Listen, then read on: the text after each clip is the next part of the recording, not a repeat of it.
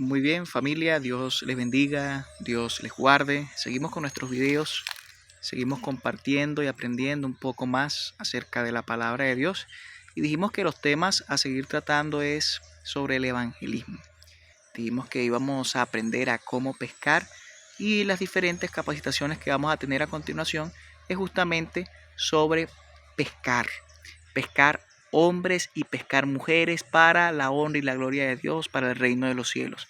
Jesucristo, cuando buscó a sus discípulos, a los primeros que buscó fueron unos pescadores y él les dijo que lo siguieran porque ahora los iba a hacer pescadores de hombres. Así que nuestra misión, por supuesto, es pescar.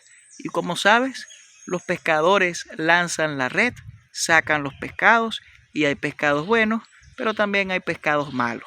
Así que es importante saber cómo lanzar la red y también dónde lanzar la red. Son cosas muy importantes que como líderes de iglesia tenemos que saber. Y por supuesto a nivel mundial la iglesia está trabajando con algo que se llama discipulado. Un discípulo sabe quién es su maestro, sabe cuál es la misión de su maestro y sigue los pasos de su maestro. El día de hoy, este primer seminario o este primer tema, este primer estudio, se trata de una visión limitada. Vamos a hablar de una visión limitada. Y el material sacado acá de los diferentes seminarios que vamos a tener fue sacado de un folleto de escuela sabática que me pareció muy interesante, donde en la parte de atrás del 3 en 1 de ese folleto tenía grandes cosas muy buenas y muy útiles que considero que todos nosotros deberíamos saber y también, por supuesto, aplicar en la iglesia, en el grupo o donde estemos. Así que dijimos que vamos a hablar hoy acerca de una visión limitada. ¿Qué es una visión limitada? Bueno, cuando hablamos de una visión, yo por aquí tengo esto,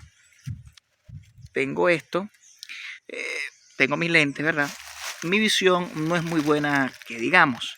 Necesito estos lentes para poder ver, para poder entender, para poder relacionarme incluso porque tengo problemas de la vista. Y eso es lo que está pasando hoy en día con la iglesia.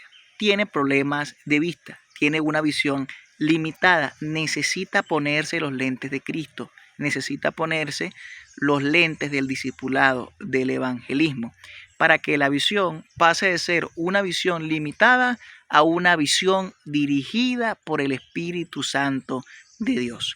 Y me gustaría contarte la historia que nosotros podemos encontrar en el libro de Jonás. Jonás es uno de los libros más cortos de la Biblia, el Antiguo Testamento, tiene apenas 4 capítulos, pero en esos 4 capítulos nosotros vamos a ver grandes verdades significativas, pues, porque puede ser que en este momento tal vez tú seas un Jonás, tal vez en tu iglesia hay algún Jonás, tal vez somos Jonás y no nos hemos dado cuenta de que nuestra visión es limitada.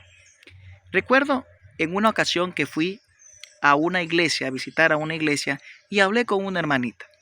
La hermanita me dijo, hablando referente a los grupos pequeños que se estaban poniendo de acuerdo a la iglesia para relacionarse en asuntos de grupos pequeños, para organizar la iglesia en este aspecto, me dijo, hermano, pero a mí me gustaría tener un grupo pequeño al aire libre. Por mi casa pasan muchas personas, entonces me gustaría, aunque sea, cantar y que de esa manera llame la atención de las otras personas. Pero ella cuando compartió esa idea con ministerios personales, con el director o la directora de ministerios personales, le dijeron que no, que eso se tenía que hacer en una casa, que esa idea no era muy buena que digamos. Y yo me puse a pensar, ¿será que no era muy buena que digamos? ¿O será que como es algo que no estamos acostumbrados a hacer, será que como es algo que es diferente, tal vez se tuvo una visión limitada y la idea de la hermanita sí estaba buena, pero como no estamos acostumbrados a hacer eso, entonces simplemente no se dio. Y mira lo que le pasaba a Jonás. Tú y yo sabemos la historia de Jonás. Dios le dice a Jonás, Jonás, ve y predica en Nínive, esta gran nación, que no saben distinguir entre su derecha entre su izquierda, no saben qué es lo malo, qué es lo bueno. Predica, porque Nínive va a ser destruida. Sabemos que Jonás no hizo la voluntad de Dios en su momento, se fue al lado contrario, intentó escapar, se lo tragó el pescado, lo vomitó por allá en Nínive. Jonás salió, predicó de mala manera, pero predicó, y de manera sorprendente, para la gloria de Dios, los ninivitas se arrepintieron. Y vemos que Jonás, vamos a utilizar a él como el centro, como el personaje principal, tenía una visión limitada. ¿Por qué razón? Primero, él decía que los ninivitas, la nación de Nínive, que eran en su momento los asirios, era una nación perversa, que sí, es verdad, era una nación perversa, que eran malvados, que habían atacado hace mucho tiempo al pueblo de Israel, que habían hecho mucho daño, que hacían cosas malas, sí. Y Jonás era un nacionalista. Incluso, no sé si sabes, pero la palabra Jonás, el nombre Jonás que nosotros encontramos en la Biblia, el nombre del libro, el nombre del personaje, significa paloma. Entonces no sabemos si se refiere a la vida pacífica que quería tener este personaje, o simplemente se refiere al hecho de que él quería escapar a la voluntad de Dios y, como una paloma, querer huir, porque su verdadero nombre no era Jonás, sino que el autor está haciendo referencia como tal al significado de la historia. Así que el nombre tiene mucho que ver justamente con lo que ocurrió en ese entonces de este personaje que tuvo una visión limitada, pero que Dios, a través de una experiencia sobrenatural, a través de una experiencia de trabajo en su obra, para su honra y para su gloria, entonces intervino en la vida de Jonás y, por supuesto, nos deja una enseñanza maravillosa hoy. Porque estaba hablando el sábado pasado en la lección de la escuela sabática y justamente se tocó el tema de Jonás. Y yo le dije a los hermanos, ¿quién tenía más pecado? ¿Tenía más pecado los ninivitas, que el mismo Dios dice que sí, eran malos, perversos, pero que no sabían distinguir entre la derecha y la izquierda, entre lo malo y lo bueno? ¿O Jonás, que sabía cuál era la voluntad de su Señor, sabía quién era su Señor y lo que Dios le mandó a hacer? ¿Quién tenía más pecado? ¿Aquellos que no conocían a Dios y hacían lo malo, o aquel que sí conocía del Señor, que era profeta de Jehová de los ejércitos y que a la hora de hacer lo que Dios le mandó no lo hizo? Son cosas muy importantes que nos hacen reflexionar mucho. Por eso dije, ¿será que hoy me está viendo por aquí algún líder, alguna líder de iglesia, que puede ser que se crea Jonás y que tenga problemas de la vista, así como yo, y que tenga una visión limitada? Pues hay que orar para que el Espíritu Santo sea quien expanda nuestra visión. Que sea el Espíritu Santo que nos ayude a ver, a entender, a ver lo que Dios quiere que tú veas, lo que Dios quiere que yo vea, y que de esa manera se puedan hacer las cosas que obviamente Dios quiere. Así que para entender esto, lo primero, como vemos en la historia de Jonás, es que Jonás era una persona que pensaba que solamente los judíos se iban a salvar, solamente el pueblo de Israel, la santa nación, los buenos. Y resulta que no. Dios en su palabra enseña que Él hace salir el sol, tanto para buenos como para malos, como para justos, también como para injustos. Así que Dios nos ama a todos los seres humanos. Dios ama al egoísta, Dios ama al orgulloso, Dios ama a la prostituta, Dios ama al ladrón, Dios ama a cualquier pecador. Dios ama al pecador. Lo que Dios aborrece es el pecado. Así que cuando nosotros nos sentamos un momento y le pedimos a Dios que nos ayude a expandir la visión, a ver correctamente, nos ponemos los lentes de Cristo y podemos pedirle al Señor ese amor, esa pasión por la predicación del Evangelio, vamos a dejar de estar desenfocados para estar enfocados en la misión, enfocados en lo que Dios había mandado y en la misión, por supuesto, que Dios había dejado para poder hacer. Una visión limitada representa un problema. representa simplemente hacer las cosas por hacerlas. Simplemente significa hacer el programa. Simplemente yo hago el programa, yo hago lo que se me pide, pero no voy más allá. No me doy cuenta que el objetivo del programa son las personas, es la salvación de las almas. Cada programa, cada inversión que se haga en la iglesia tiene que tener un propósito evangelístico. Tiene que tener un propósito en especial. Esa es la conversión de las almas, la salvación de las almas. Que cada persona que participe en dicho programa, en dicho evento, en dicha actividad, tenga un encuentro personal, especial con Cristo Jesús. Así que nuestra visión tiene que basarse en eso. He visto con tristeza cómo se hacen actividades en la iglesia donde se invierte dinero, donde se hacen reuniones, donde se buscan cosas, pero tristemente esas actividades pierden completamente el enfoque de lo que Dios ya había determinado hacer, lo que Dios ya había dicho, justamente lo que es la misión de la iglesia, la predicación del evangelio, el hacer discípulos. Mira, en la iglesia hay muchos tipos de personas. No todos tenemos la misma capacidad ni la misma espiritualidad que el otro. Recuerda que esta vida espiritual es como una montaña rusa. Podemos estar aquí, después podemos bajar, después aquí debemos bajar. Lo importante es que avancemos en el nombre del Señor. Lo importante es que caminemos paso a paso. Y hay ovejas, como el Señor nos considera como sus ovejas, que son débiles. Hay ovejas que se extravían. Hay ovejas que se creen fuertes y que el lobo no las va a comer. Hay ovejas que tienen una patica lastimada. Hay muchos tipos de ovejas y el pastor, que es Cristo Jesús, está dispuesto a ayudarnos.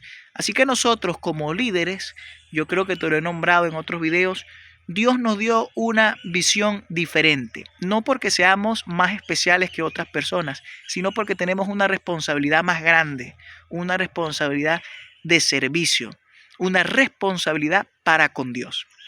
Así que la visión que tú y que yo tengamos, la visión que tenemos que tener es la visión de Cristo Jesús. Y Jesucristo fue sumamente intencional con todo lo que hizo. Repito, Jesucristo fue siempre intencional con todo lo que hizo. O sea que todo lo que tú vayas a hacer en la iglesia, todo programa, tiene que tener un enfoque evangelístico, tiene que tener un enfoque de ganancia de almas, de retención de almas, de capacitación constante. El discipulado en el aspecto del crecimiento se ve es porque las personas se reproducen. Escucha bien esto. Los discípulos se reproducen. O sea que si antes habían 2 discípulos, ¿cómo sabemos si está creciendo? Si la cosa va bien, porque ahora son 4 discípulos, 3 discípulos, 5 discípulos. Se están reproduciendo.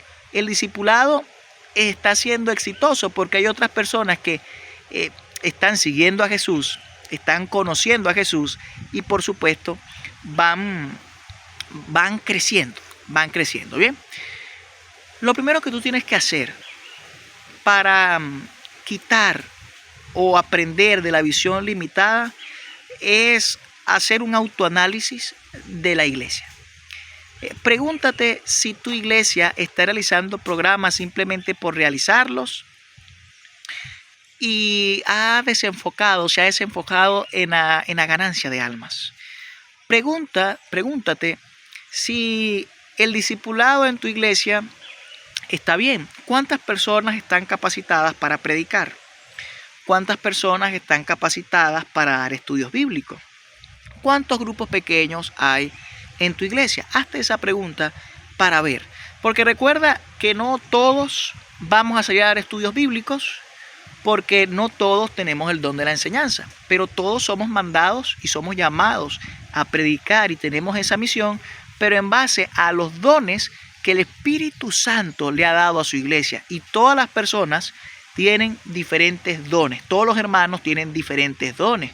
Recuerda que la mano no puede ser pie por mucho que se esfuerce, y el ojo no puede convertirse en oreja. El ojo tiene una función, la mano tiene una función, el pie tiene una función, la oreja tiene una función. Así que cada miembro de iglesia tiene una función. Lo primero que tú como líder tienes que hacer entonces es conocer tu iglesia, conocerte a ti mismo, conocer dónde está parada tu iglesia. Pregúntate, ¿cuántas personas han llegado hasta este momento a los pies de Cristo? Pregúntate cuántas personas llegaron el año pasado a los pies de Cristo. ¿Será que la iglesia está creciendo, se está manteniendo o está disminuyendo? Recuerda que si la iglesia está disminuyendo, está decayendo, es porque hay algo que está pasando. Eso se puede arreglar. Lo primero, como enseñan los psicólogos, es saber identificar el problema. ¿Cuál es el problema? Y por supuesto se le pone la solución. Se le pone la solución. Y déjame decirte que la solución es Cristo Jesús. La solución es el Espíritu Santo. Esa es la solución. ¿Y cómo se hace esa solución? Bueno, tenemos principios clarísimos en la palabra de Dios, donde encontramos que tenemos herramientas magníficas.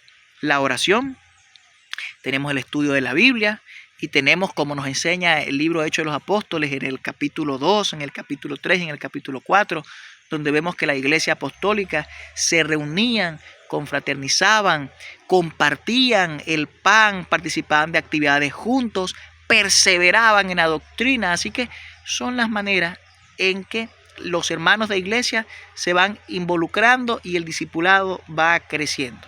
Recuerda que ahí tenemos el perfecto ejemplo, que es el de la iglesia apostólica, la iglesia del siglo I, que es el ejemplo que nosotros tenemos que seguir, y también, por supuesto, y principal, el ejemplo de Cristo Jesús. Yo no sé cuál sea tu visión limitada hoy, tienes que pensar en eso, pero ya cuando tú reconoces las limitaciones que tú tienes como persona, como cristiano, las limitaciones que tiene la iglesia, entonces vas a poder trabajar enfocado o enfocada en la misión. Puedes trabajar como un líder, como una líder, gestionando, organizando, evaluando y por supuesto analizando, ¿sí? Analizando. Un ejemplo, si yo necesito abrir una obra, quiero abrir obra nueva, quiero predicar, yo tengo que evaluar cuál es la zona. Yo tengo que evaluar qué necesito para hacer eso. Tengo que evaluar si tengo lo que hace falta y tengo que evaluar cuánto tiempo aproximadamente me va a tomar eso.